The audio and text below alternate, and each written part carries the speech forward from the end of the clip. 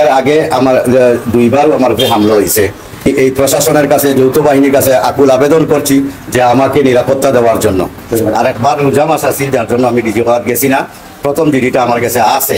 আমি বারবারও এটা নির্যাতিত হইলাম এবং আমি বয়বৃদ্ধ মানুষ। আমি যে জিডি করছি, জিডির কপিও আছে আমার কাছে। সাফরান থানা থেকে আমি জিডিও করছি।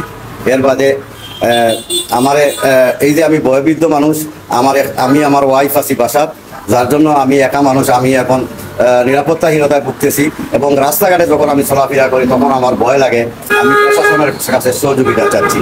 তারা ঢুকছে আমার বাসায়, এইভাবে ঢুকছে, এখানে ককটেল মারছে, এখানে একটা বড় ককটেল মারছে, মারার পরে আগুনগুলো লাগছে, এখানে আগুন চলছে।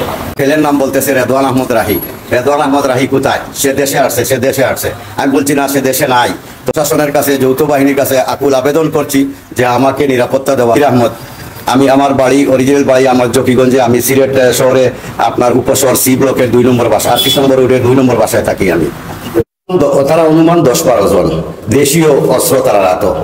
এগুলো 3 জন আইয়া হামাইছিল। আমি ক্যামেরা যেটা দেখলাম, এই ক্যামেরা দেখায় যেন 3 জন আইয়া ঢুকছেন। এরপরে বাকি মানুষ আটিয়া ঢুকছেন।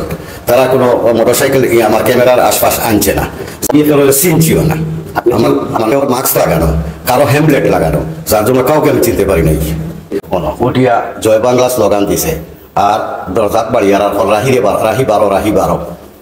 রেদওয়ান আহমদ রাহি তো আমার তাই ছাত্রদল করেন, তাই বাংলাদেশও থাকতো ছাত্রদল কর্তা। তো তার উপরে এমনি মামলা টামলাও আছে। আর তানে কুজায় আর জয় বাংলা স্লোগান দেয়। দরজাত বাড়ি আইসে, এর বাদে দরজা যদি বান দিছে, চাইছে ভিতরে ঢুকতো, ও দরজা ও টুকরা ফেলাইছে, দরজা সবাই ফেলাইছে।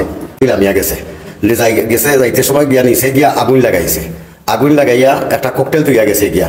যখন আগুন পাইছে, ও ককটেলটা ফুটিছে, তখন ও রেস্টুরেন্টের মানুষ আইয়া তখন তারা নিবাইতে চাইছে, তখন ককটেলটা ফুটিয়া এই তখন মানুষ দৌড়াইয়া গেছেন গিয়া।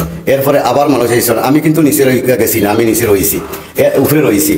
তখন যেটা কিয়া এই হোটেল থেকে আরও কিছু মানুষ আশপাশ থেকে আইসন, আইয়া ইকারো তারা ফানি টানি দিয়া ইগু তারা জিও করছেন, নিয়ন্ত্রণ আসন। এর বাদে আমি পুলিশও ফোন করছি, আমি ওসি সাহেবরে ফোন করছি, ওসি দর্শন বাদে ফাঁড়ির ইনচার্জে ফোন করছি, ফাঁড়ির ইনচার্জ আইসন লগে লগে।